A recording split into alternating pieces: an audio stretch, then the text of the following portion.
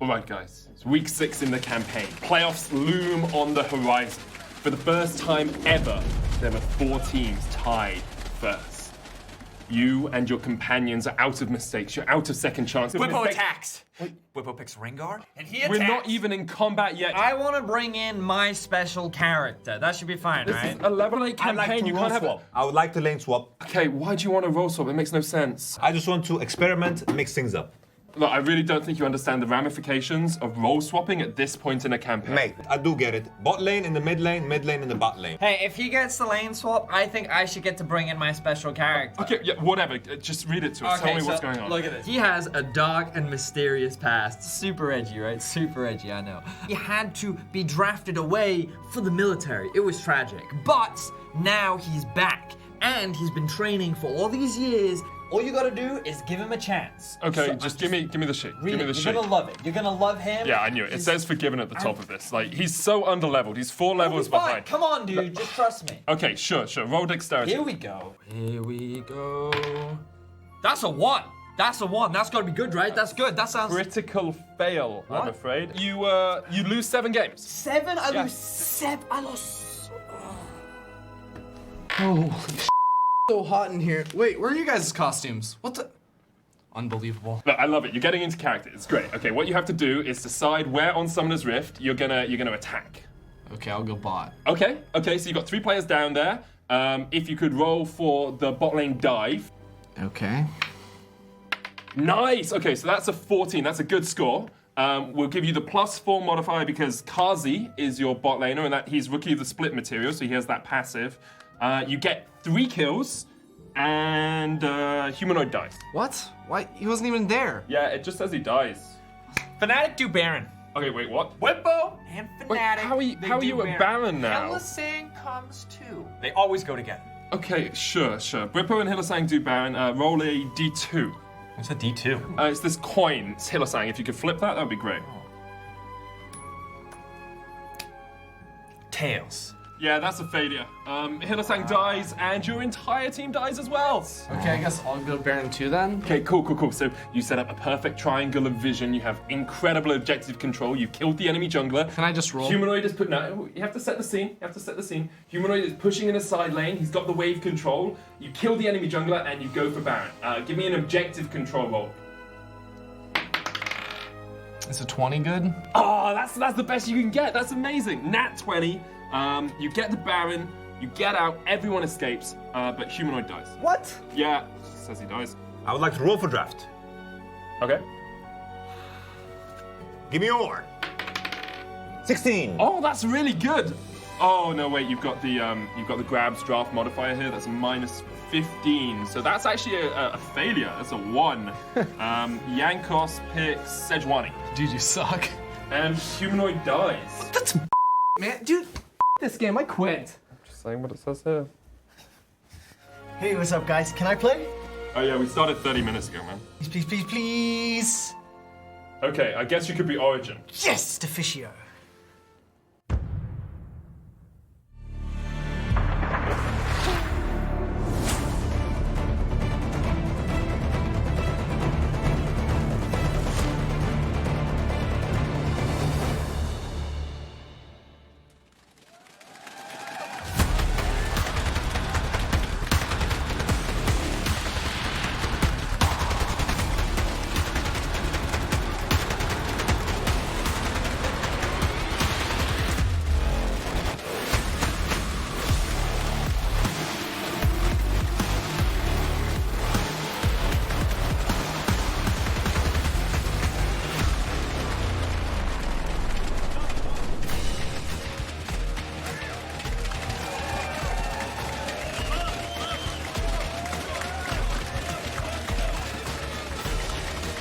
Welcome to Berlin, Germany, home of the best region in the world. There, I said it. We're about to roll initiative for the encounter that is week 6, and the stakes are through the roof here in the LEC, with 4 teams tied for first, an intense race for playoffs on the horizon, and we'll see if XL Esports can catch up to Rogue in our first game. Over the next 25 minutes, we'll tell you all you need to know about the top 4 teams. A very old friend makes a long-awaited return. I'm QuickShot, and I'm joined today by Yamato and VODS. Gentlemen, welcome back. Did you enjoy your D&D session? Yeah, it was really insightful. I learned a lot. I'm a big fan. Same. Okay, if you've lived under a rock for the past few weeks, then you might be finding out it's about time to jump into the race. The LEC is closer than ever, and for the first time in history, 4 teams are tied after 10 games each. It is setting us up for a massive fight at the top. I think it's beautiful because the scoreline might be similar between these teams, but the story of how they got there and how they play is very, very different. We have some unique teams at the top.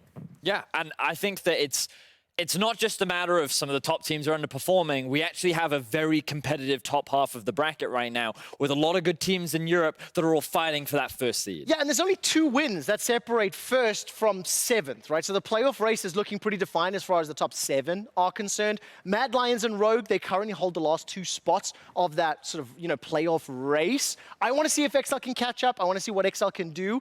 There's also going to be a brand new patch this week, Yamato, and a very close relative of VODS will give some more insight later into Ready Check. And Yamato, I do want to go back to something you just mentioned, talking about the top 4 teams, talking about the storylines, how they got here. Let's dive into that after we hear what Reckless had to say about the top 4 teams on Euphoria. Okay, there's a lot for me to unpack here, because when you just look at the scoreboards and you 2 times speed through the VODs, it's hard to appreciate the nuances. So Fnatic, G2, Misfits, OG all tied at the top. The league is in a wild state. What's your take on the league as a whole right now, Reckless? I would say even though we're all together like that, there's still a clear difference between every team, not in terms of skill or anything. It's just everyone has their own very specific idea of how to make things work. And I think you could see it very, very clearly versus us and OG, for example, where we knew kind of exactly what they wanted to do and we made a very specific plan for it. And I think a lot of teams are kind of trying to do the same thing against G2, where they also have a very clear idea of how they want to play and people are trying their absolute hardest to counter it. So even though we're all at the same level, I would say, of skill, it's we have a very different idea of what that skill is. Definitely recommend checking out the rest of the episode with Reckless. He speaks very frankly, earnestly, and honestly about some of the challenges he's faced on a personal level, as well as giving his insight into the top 4 teams. And they include G2, Fnatic, Misfits, and Origen. I've challenged Yamato and VODS to take a deep dive on their play styles. And I'm going to ask everyone at home to vote. Who do you think is the best team right now?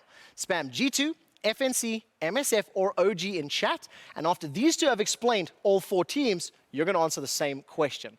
Let's start with G2. Going to ask the obvious question. They're 1-3 in the last 2 weeks, so that means they suck now, right? Yeah, that in fact means that they suck. Means. Of course, everyone needs to slow down a little bit.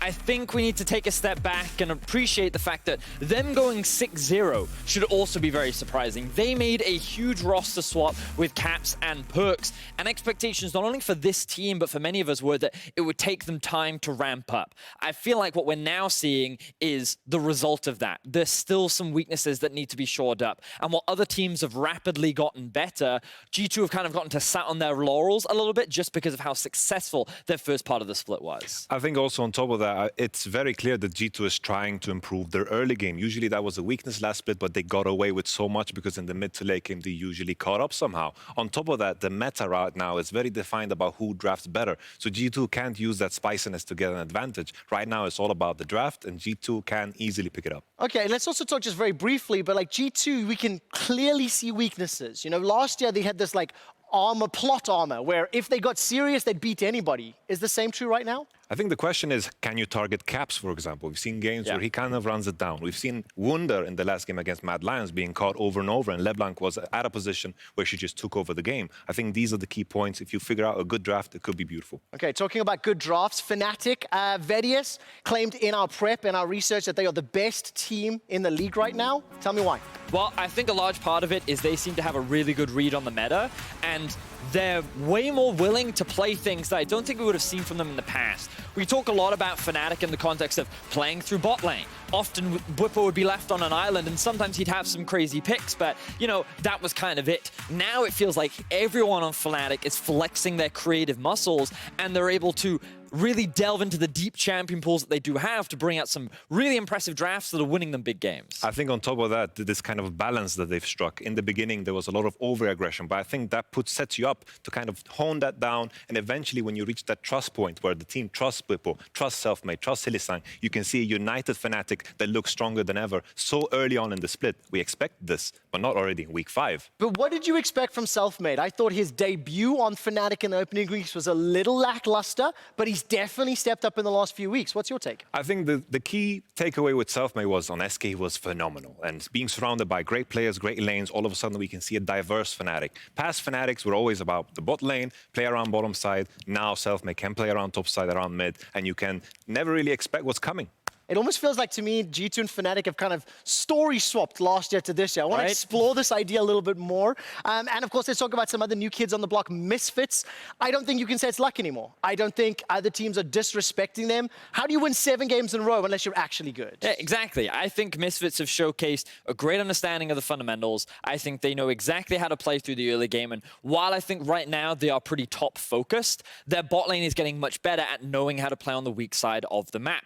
And all of this is brought together by the man in the jungle, Razork. Frosk was someone who was adamant that this guy was going to come in and be impressive. And in the first week, he missed the Jarvan Flash EQ. He didn't have the best impression, but rapidly he's becoming one of our most standout junglers that we have so far this split. I think the key thing for me that stands out with Misfits is that the early game, beautiful. Razork always finds an advantage. But then the transition into 10 minutes, they always know how to switch it on and always carry that lead into something greater. Yeah, but gentlemen, you haven't talked about vintage, legacy, 2015 level Febivid. I mean, I've seen a lot of fans also pegging him for one of the front runners for MVP. He has to have a huge impact as well. Yeah, for sure. It's been talks. Perks, for example, even said that he's the second best mid lane in the league. Right now, when the mid lane is kind of iffy all over the place, that's up for grabs, and Febiven is making a strong case for himself. I can't wait to see how this team performs now that we're in the rematch territory. They're playing Fnatic later today. They got smashed last time round. Nocturne top broke my man's heart. Yeah, so I want to see what's going to happen. And let's turn our attention to the fourth, but not last team yet, Origen. They're not the kings of the draft anymore. We've proclaimed Fnatic own that right. But Yamato, maybe talk to me a little bit about what else is changing and happening for Origen. I think the key thing about Origen, we always talk about them in the context of winning the whole split. I think the biggest weakness that always stands out to me is their mid game. Always slows down. They don't have the same pace and speed like a Fnatic and a G2. A lot of the drafts manage to carry them through that portion, and whenever the drafts look weaker, it kind of looks rough. See, I'm more of the wagon that they've only lost teams in the top 4. And depending on your perspective, I think that's a good thing for Origen because, sure, their drafts are getting exploited, but that's the only situation they lose. To me, they look very convincing because they are very good at coming into games with a plan and being able to execute upon that plan effectively. They struggle when that plan suddenly starts to break apart. And that's where I think teams like Fnatic and G2 have an edge over them because that creative aspect of, oh, we can't find a win condition, then we'll make one, doesn't exist right now for a team like Origen. But now, Vedis, I lean in the camp that OG are the only team in the top 4 teams tied for first that have a negative win-loss against the other teams.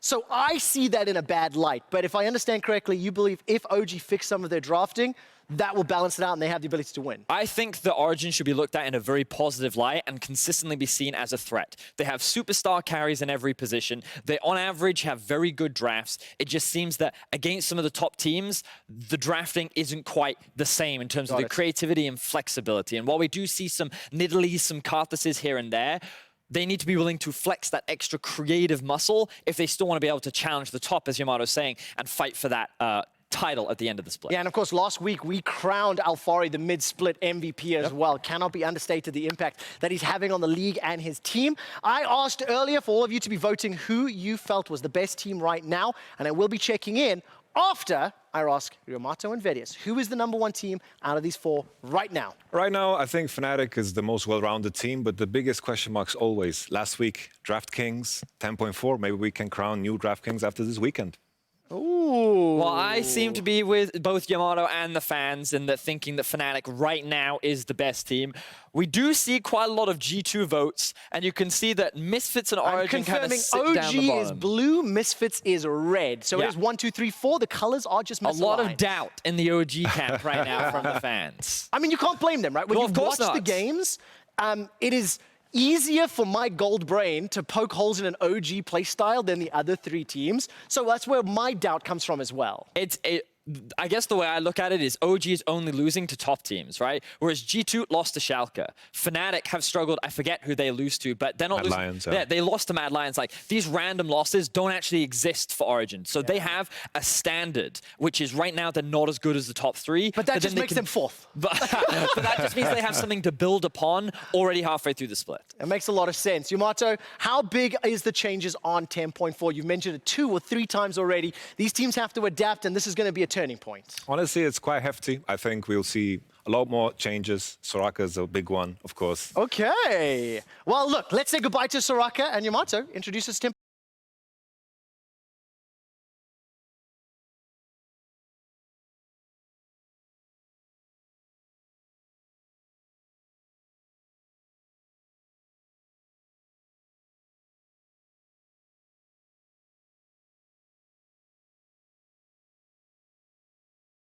Is nerfed. Let's rejoice for a moment. But still, you know, very strong in the super role. We might see it there. Speaking of the bot lane, teams are beginning to figure out that the parade of buffs for Kalista are starting to add up. Kalista Taric is something we first saw in the LCK and now also from Mad Lions. It has a great lane phase and great scaling because of the Taric ultimate. If you're looking to counter it, you must play the likes of Syndra, Cassiopeia and Thresh for the Taric. Senna is also making a resurgence. I predict it to be 100% pick ban in the coming weekend, as Cloud9 showcased that you can just play it as a support of the lane, eating minions with Tahm Kench and spreading the gold around, as Senna after 10.3 gets more stacks than ever if she does not last hit the minions. Rest assured, there are many more exciting combinations than this boring Tahm Kench, so pay attention to it. Ornn and his tank bros are getting buffed. The Bami Cinder class of items have an extra bit of punch in terms of damage, which helps trades, scaling, and also jungle clear speed. This is a buff to the current tanks that are being played, Sejuani, Zac, as well as Ornn, and it might give some spotlight on some new up-and-comers. Another buff is, of course, the Caitlyn. Caitlyn got her attack speed buff from level 1 and onwards, which equates to a dagger, and that is enough to bring the Caitlyn players out from under the rocks. There is risk with Caitlyn because if you do not manage to snowball, the Drake fights against stronger ultimates are going to be quite troublesome. On top of that, you know, you can add another 1 buff in the book, as Exhaust is stronger, which makes Spellbook stronger. Why not, I guess? And then the Garen and the Naz and the Darius Flexius. You son of a gun. Yamato, I see that they've got you pushing pencils now. You know how it is, man. I know how it is. Now get to the chopper. I'll be back. Yeah, you better be. You better be. Ladies and gentlemen, it's your boy, Flexius. He is now back. And after filming the new Avengers movie, I am ready. Now, a bit of a spoiler alert. I arm wrestle the Hulk, and he loses. Oh, self 5. Anyway, I'm here to break down some of the best flex picks on patch 10.4. Starting off with our boy Ornn. Now, Ornn may look short, but that doesn't matter when he can flex all over the shop. Legends say his legs are so strong they could squat an entire region into winning. Them thick thighs are going to give him a strong laning phase thanks to his safe wave clear and good gank setup. Combined with the great scaling that his ultimate brings. Combined again with the free stuff that he gives you. This buff bro is a flexer to get in your squad. Now, on your screen is none other than the aspect of war. A being that even the Darkin could not destroy. Someone so mighty, even the gods became his enemy. But enough about me. Let's talk about this guy, my Baker Bro Pantheon. Now, like a good push-up, he can be flexed in pretty much any role. You can play him in the top lane. You can play him in the jungle. Hell, you can play him in mid lane. You can play him in bot lane. You can play him wherever you damn well please. This guy is the second Flexius person after me, Flexius. Whew. Oh, my muscles are too big for this, damn. Now, his ability to tower dive is extremely strong, thanks to his reliable CC and the damage mitigation from his E. It makes him inflexible. That's invaluable, but stronger. Now, onto our final flex pick. The final Flexosaurus Resk is none other than my best employee, Set. While his part-time job might be flexing in the pit, his main role is flexing on the rift. He's being played in the top and mid lane. Rumor has it, though, that he's making his way down to support.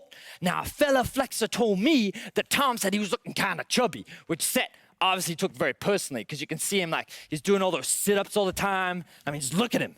I mean, all right, his abs could do with some work, doing a couple extra crunches. But anyway, a fella who's hella good at setting up dives and suplexing scrubs into the arms of his bros, making him a flex pick worth playing. Now, that's gonna do it from me. It's time to watch some big flexers talk smack as they face up tomorrow. Peace. I'm back. The main event of the week. A battle for the ages between two top contenders. Will Finn play something other than Aatrox? Will Alphari bounce back from that horrible Soraka game? Will Origen reclaim their draft kingdom? All these questions will be answered in 28 hours. So, I leave the question to my analysts. Finn versus Alphari, Trevor? Hold on. We've got this backwards. My name was on the prompter, but I think you definitely did it better than I could have. That was awesome. I mean, this is going to be a really hype matchup after the discussion we just had, and I'm somewhat jokingly pinning OG as the 4th place team, which is not my actual belief. I want to see what Rogue can do. I think the pressure's a little bit more on them to step up. I think Rogue is a pretty interesting team. Obviously, we're going to be talking a lot more about them, but the last time they went up against Origen, they didn't really hold a candle to them. It felt like Origen was just a better version of what Rogue tried to do, and we'll get to see if Rogue has made enough improvements since the last time they met to be able to take the win this time. Exactly. Rogue just took down one of the top teams, Misfits, and will be facing off against OG later today. Let's take a look at the rest of the games. Be sure to join us for Game 4, and of course, Fnatic versus Misfits will be happening today. The match of the week is tomorrow. 2 of our first place teams are going head to head, and we'll see which one of them will sit on top of the table. But I'm going to ask my analysts, of the other 3 matchups, which is top versus bottom, give me the highest likelihood for an upset to happen, meaning the lower ranked team will win. Yeah, it's the G2 game, Trevor. It's definitely the G2 game. What percentage odds are you giving? Because you're giving me a sarcastic look here. I mean, it's one of those things where you're like, there's no way G2 would lose that game. They lost to Schalke. Which actually increases the likelihood, right? I'm just saying, like, they seem to quite regularly lose to the teams that you very least expect them to. So that's the game I'm keeping my eyes on. Honestly, I think it's so hard to believe anything. It's like the first thing that came to mind was like a stupid joke about Origen and upset, but I don't want to. I'm with Vedius. I'm with Vedius. Nailed the delivery and all the segments up to now. Don't lower yourself to my level with those puns. The stakes are high from the get-go as Rogue and XL Esports are facing off in Game 1. For XL, they have 2 crucial games this week. Let's check in with Dracos and their coach to hear more. Thank you very much, QuickShot. I am joined by Youngbuck. Now, Youngbuck, it's been an up and down split for Excel so far this season. You guys have beaten a lot of the bottom teams, but you've yet to find a win against the current top four. Can you talk to me a little bit about why you've kind of fallen short against some of the top teams? Yeah, I think we got really close against most of the top 4 teams. Only G2 pretty much smacked us. However, I just felt like we were missing that little bit extra that we were just missing in the games because we often had gold leads, but we didn't know how to close it out. It's something we've been working on, but we find out that every week on stage we find a new weakness or something that's holding us back that we have to work on. And yeah, that's just a really long process. And I still think coming from 10th to now being in 7th place or like 5-5 is still really good. And I think in the second half, and especially this week, is where we're going to try to contest the top 5. So big expectations for this week. You talk about constantly finding new problems, but do you feel like you've been able to iron out the previous ones that you've discovered at a reasonable pace? Yeah, I think after last week's games, we found a really big breakthrough and something that we can improve on that will massively improve our mid game. And it has shown in our practice as well that it's been really effective. So now we have Rogue and Mad Lions on the schedule, 2 teams we're playing for that playoff spot. You know, it's time to show it. All right, absolutely. When you look kind of at the meta at 10-4, there's obviously a lot of changes. Can you talk briefly, not giving away any secrets, but do you feel like this has helped solve any of the problems that the team has? Is it mostly the same? How does it affect the team overall? I think a lot of it is the same. It just feels there's 5 or 6 champions that are so strong that they have to not go through the ban phase. So I think all of teams will just start trading a lot of those picks, and we'll see what the priorities are, because I think every team probably has one small different priority here and there. So yeah, I think it's a really exciting week. It's also scary being the first team to play on this patch. Yeah, absolutely. Well, I'm excited to see what your special pick is, what kind of spice Excel can bring to the table. Good luck on your games ahead of you, and thank you again so much for talking to me, Youngbuck. Thank you too. Back to you guys at the desk. Rogue and XL, 2 of the newest teams in the league. They are fighting for their lives in the race for playoffs. I really like hearing from Youngbuck in a fairly candid and honest review, saying that yes, they have been fairly competitive against some of the teams. But frankly, that's all we've seen. One win separates them in the standings, and this is going to be crucial when we look forward. XL, Rogue today, Mad tomorrow. Both of these games are important, and the reason I want to set these stakes so high is the story of the teams above them is one of progression and development. But the story of these two teams is that of stagnation. There's only 4 weeks left in the split. I need to see more. I think with the... Come on, Yamar, it's the time. It's time? It's Okay. the time. Wait. It's time. So what do you do with talk our about tickets? stagnation, and we've got to talk about the hype train that we were building for XL at the start of Split. I was someone that These said... are our tickets. I said at the beginning, I think they could be challenging top 4. I don't believe it anymore. Oh, I'm we're off the off train. We're I'm off. off the train. Okay, we're tearing I'm up off our the train. tickets. But what's crazy though is it only takes 1 week and then we'll regret that the tickets are ruined. Yeah, that was a monthly ticket. That's not like a cheap ticket that I just ripped up. But just to highlight the point is like, sure, XL is behind with the scoreline. We've always talked about their early game, the mid game lacking, the late game lacking. The main thing is here, 1 week can change it all, but it's time for them to prove something. They need to prove something. To me, XL are very similar to Mad Lions in that a lot of their games are very heavily decided by what happens in the laning phase and in what form is Mickey in, the mid laner. Because this guy has had some very inconsistent performances, but I think week 5 was probably one of his worst of the split. Dying 1v1 on Ornn, getting then solo killed by an Ornn on Vayne. Like, so much has happened in this week that hurt his team so much. He is just a player that is too variable in his level of performance that it hurts this team We too have much. 60 seconds to quickly touch on Rogue. We've gone very heavy on XL, but I feel similar feelings when I think about Rogue. Hit me quick. What do you think? Well, I think as a team, they have great fundamentals, but a lot of their leads come from individual laners building advantages during the laning phase, and they know how to close out cleanly. It just that point in the mid game where they seem to make that crucial mistake that a lot of teams are able to exploit. To echo that sentiment, I agree completely with you, VODS. I think Rogue is just okay at everything. They don't have anything that stands out. They have some draft issues. Will Finn play something else than Aatrox? That's the question that they need to solve coming into this game because it's getting closer and closer. And of course, I think I have to reiterate and summarize. We think there's a lot of potential and good things about these teams. But they are the 6th and 7th teams right now, 5th, 6th, 7th. We're not looking at them in top 4. And you've also got to remember that teams like Mad and Misfits are showing consistent growth week on week. But Rogue and XL, I feel like we're seeing the same thing. This is why we talk about stagnation, because the young blood of the LEC is fired up and ready to take those top spots, and these two teams need to keep up. Is taking the top spot. Misfits is a prime example of that, tied for first. The race for playoffs is closer than ever, where everyone can beat everyone, every game is must win, and nobody knows how it's going to end. Let's see where week 6 takes us right now. Thank you very much, Quickshot. I'm Medic, joined by Ender, and week 6 is going to be a wild ride, I'm pretty sure, here, Ender. It certainly is. You know, we got a new patch. We got teams that the analyst desk is calling for to improve here. So really, this is sort of a chance after we've passed the halfway point to start reassessing teams and start judging them much more harshly as we get closer and closer to playoffs. And you have to think of the transformation these teams have made from 2019. This week, in week 6 in spring last year, it was 9th versus 10th when it was XL versus Rogue.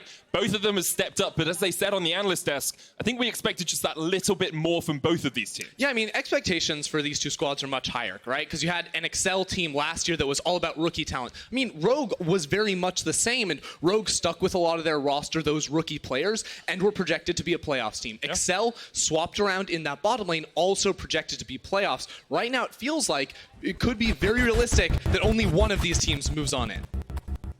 Currently sitting at tied 5th if you're Rogue and 7th place if you're XL. Feels very much like a must-win game for XL. They lost the last time these two teams faced each other, so getting that head-to-head, getting that advantage coming in to the end of the split is so important. Let's get on into draft.